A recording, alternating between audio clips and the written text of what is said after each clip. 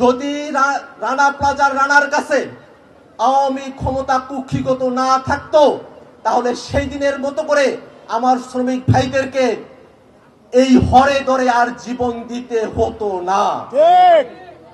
তারপরের ঘটনা কি? উদ্ধার কার্যক্রম চলবে।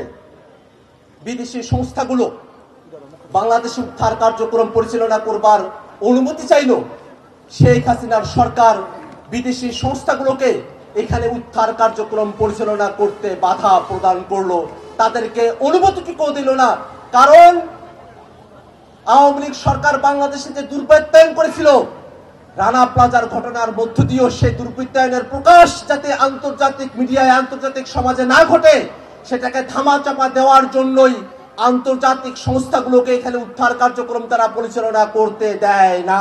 দুর্ভাগ্যের বিষয় হলো, বাংলাদেশে রানা প্লাজার মতো যে দুর্বিষহ ঘটনা ঘটেছে, এই ঘটনা শুধু বাংলাদেশের জন্য নয়, গোটা পৃথিবীতে শ্রম বিপর্যয়ের যতগুলো উদাহরণ আছে, সেই উদাহরণগুলোর মধ্যে সব থেকে বিভৎসতম উদাহরণ হিসেবে পৃথিবীর ইতিহাসে স্থান করে নিয়েছে। কিন্তু তারপরেও বাংলাদেশের শ্রমিকদের নিরাপদ কর্মস্থল এখনো পর্যন্ত নিশ্চিত করা সম্ভব হয়ে ওঠে নাই। শ্রমিকদের যে নিরাপদ কর্মসংস্থান, কর্মস্থলের ব্যবস্থা করা গেল না, সেটার পেছনে সব থেকে বড় দায়ী বাংলাদেশের দুর্বৃত্তায়িত, বাংলাদেশের নষ্ট, বাংলাদেশের পচে গলে যাওয়া রাজনীতি।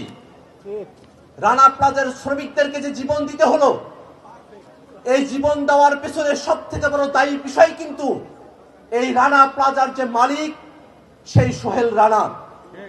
বাংলাদেশের মানুষ, শ্রমিক মানুষ, বাংলাদেশের মানুষ মজুর মানুষ। কিন্তু অত্যন্ত দুর্ভাগ্যের বিষয়, বাংলাদেশের অর্থনৈতিক চালিকা শক্তি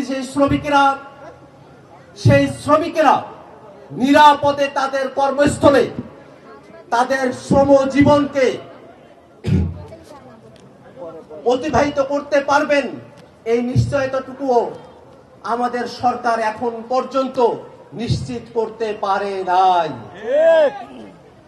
সেই সোহেল রানা তার রাজনৈতিক দাপটে, গায়ের জোরে আগের দিন 23শে এপ্রিল যখন একটা পিলারে ভাঙ্গনের কথা ছড়ালো, সাংবাদিক নাজমুল ভাই এসে সেটা রিপোর্ট করলেন।